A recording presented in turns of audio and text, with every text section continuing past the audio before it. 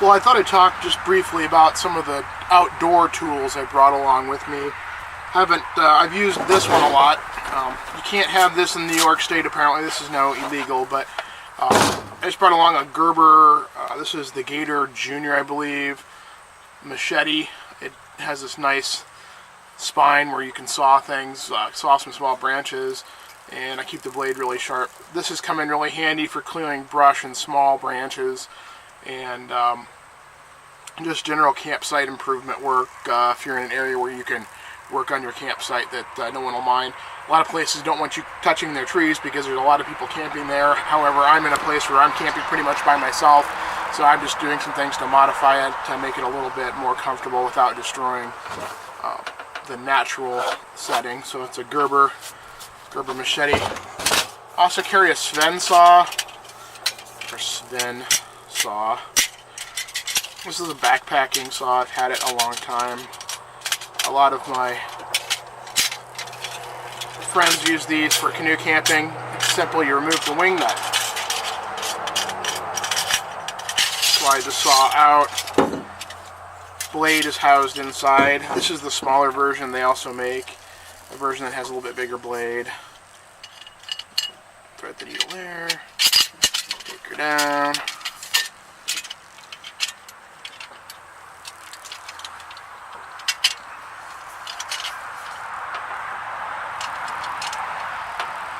Going to apply the wing nut and tighten it down. Supposed to hold it down here on the lower part to saw. It's not a huge saw, it's not made for cutting huge limbs, but it'll cut small firewood.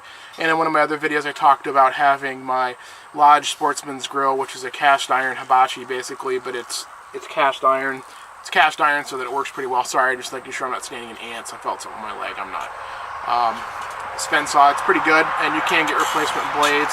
It is roll pen through here, so I haven't tried replacing this blade yet. I haven't needed to, but that'll be interesting. You can get the replacement blades online. And the other tool that we use for canoe camping a lot is a small shovel. This is my 5 Joy shovel that I got. I also have a German or Austrian entrenching tool. This shovel works great. I went ahead and it was already a little bit sharp, but I went ahead and sharpened the edges on it. One side it advertises you can split rocks with it. I don't know about that. I didn't really sharpen it that much. This side is made more like an axe, so I did sharpen it. It's pretty stout and sharp. Good chopping tool. Can be used to cut limbs and things like that if you don't have a machete with you. But this thing, the 5 Joy shovel, I do recommend this. It's a really good tool. The nice thing about having this curved edge is it does dig pretty well and gets in. We've used it for doing a couple riverbank steps where we couldn't get out of the river very well to our campsite, and I've used it for some other things, fire pits, moving coals around. But those are a couple of the tools that I carry that are woodsman or camping tools that fit pretty well in the camper and serve some good purposes. Well, folks, to continue with the tool theme, a couple of other bushcraft / camping tools that I like to carry with me. I always like to carry some type of an axe. Just for size and weight constraints, I like to carry a smaller axe. The axe that I prefer, that I've had for a number of years, is a Gränsfors small forest axe. These are hand forged in Sweden, stamped with the maker's name on the end of it. These are scary sharp. I do like it's a great tool. It's got a great feel in hand. It's sharp as heck. Just a great general small wood splitting tool. There are lots of reviews of these online, but I like mine a lot, and I carry that. The other thing I carry with me, I debated whether to bring a full-size shovel along or not. I might do that next year, I just don't know.